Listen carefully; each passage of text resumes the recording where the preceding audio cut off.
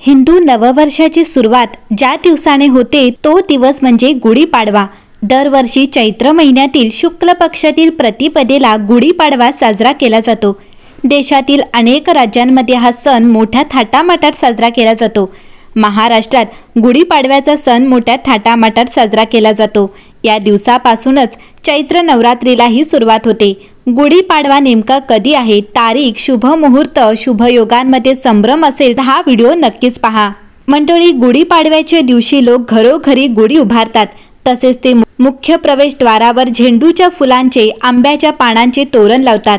याच दिवशी चैत्र नवरात्रीमध्ये देवी दुर्गा मातेच्या 9 रूपांची पूजा केली जाते। तसेच त्यांच्यासाठी उपवास आणि व्रत केले जाते।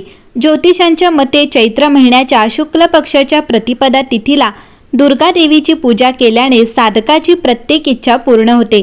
यासोबतच जीवनातील सर्व त्रासांपासून मुक्ती मिळते। भक्तांवर दुर्गा देवीच्या आशीर्वादाचा वर्षा होतो। तिच्या कृपेने साधकाचे सुख व सौभाग्य वाढते। काही धार्मिक मान्यतेनुसारही ब्रह्मदेवानी गुढीपाडव्याच्या दिवशी विश्वाची निर्मिती केली असा सनातन शास्त्रात उल्लेख आहे। या शुभ मुहूर्तावर विश्वाचा निर्माता ब्रह्मदेव यांचीही पूजा केली जाते। यंदा ज्योतिषांच्या मते चैत्र महिन्याच्या शुक्ल पक्षाची प्रतिपदा तिथी 29 मार्च रोजी दुपारी 4:27 सुरू होईल आणि 30 मार्च रोजी दुपारी 12:49 समाप्त होईल। सनातन धर्मात उदय तिथी मानली जाते, त्यामुळे गुढीपाडवा 30 मार्च रोजी साजरा केला जाणार आहे।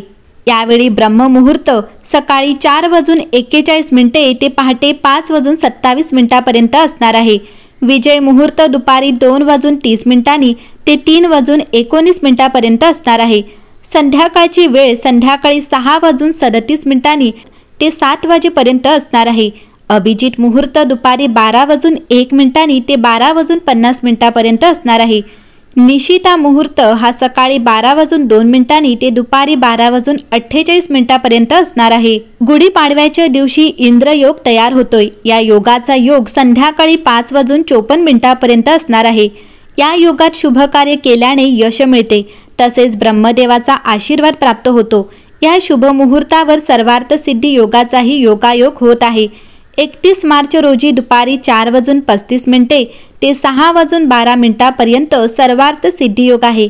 ज्योतिषशास्त्र सर्वार्थ सिद्धी योगाला शुभ कार्यासाठी सर्वोत्तम मानते। तर गुढीपाडव्याच्या दिवशी पंचकची वेळ सकाळी 6:13 ते दुपारी 4:35 पर्यंत असते।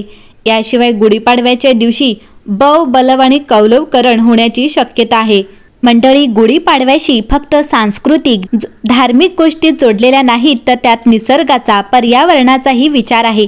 महाराष्ट्राच्या नववर्षाची सुरुवात गुढीपाडव्यापासून होते। हिंदू कालदर्शिकेप्रमाणे चैत्र शुद्ध प्रतिपदेला म्हणजेच वसंत ऋतूच्या पहिल्या दिवसाला गुढीपाडवा साजरा केला जातो। गुढीपाडवा साजरा करण्यामागे अनेक पौराणिक कथा सांगण्यात येतात। असं म्हणतात की महाभारताच्या आदी पर्वात उपरीच्या राजाने इंद्राने त्याला दिलेली कळकाची काठी जमिनीत रोवली आणि नवीन वर्षाच्या सुरुवातीला तिची पूजा केली। या परंपरेचा आदर राखण्यासाठी गुढीपूजन केले जाऊ लागले।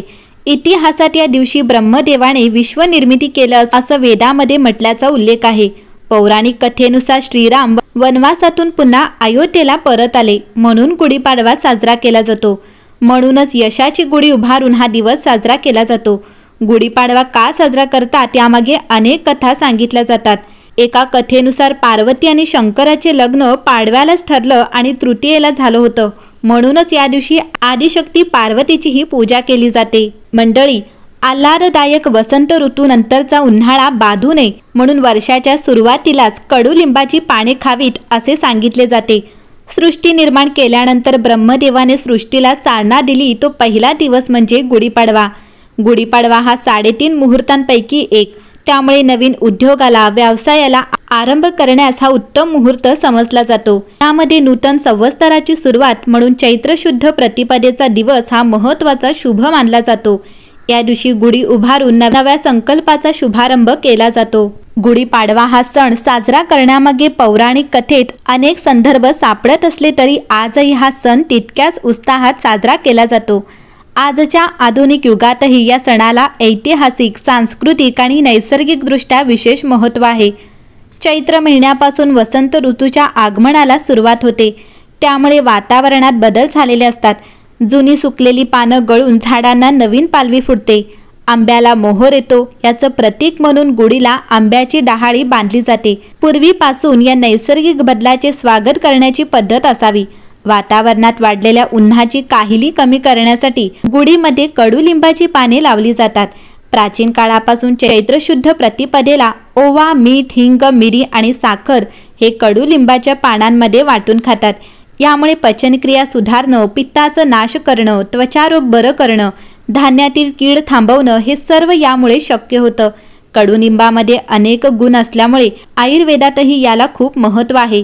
शरीराला थंडावा देणारी कडुलिंबाची पानं आंघोळीच्या पाण्यात घालून आंघोळही केली जाते. ती वाटून खाल्ल्यामुळे आरोग्याला चांगला लाभ होतो. नववर्षाचे स्वागत करण्यासाठी घरोघरी गुढी उभारण्याचा कार्यक्रम केला जातो. यासाठी घरातील सर्वजण लवकर उठून गुढी उभारण्याची तयारी करतात.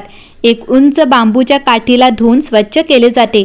त्याला रेशमी साडी अथवा वस्त्र नेसवून त्यावर चांदीचा अथवा तांब्याचा तांब्या, कडुलिंब, आंब्याची पाने, साखरेची माळ, फुलांचा हार बांधून तिला सजवले जाते. घराच्या दारात अथवा खिडकीत गुढी उभारण्यात येते. गुढी हे स्नेहाचे, मांगल्याचे, उत्साहाचे आणि आनंदाचे प्रतीक मानले जाते, ज्यामधून विजय पताका उभारल्याचा आनंद व्यक्त होतो. घराबाहेर रांगोळीही काढली जाते. मंडळी, गुढीपाडव्याबद्दल अधिक जाणून घेण्यासाठी सुखी जीवनाचे रहस्य या आमच्या यूट्यूब चॅनलला सबस्क्राईब नक्की करा. बेल आयकॉनला प्रेस करा, म्हणजे आमच्या नवीन व्हिडिओचे नोटिफिकेशन तुम्हाला सगळ्यात आधी मिळतील.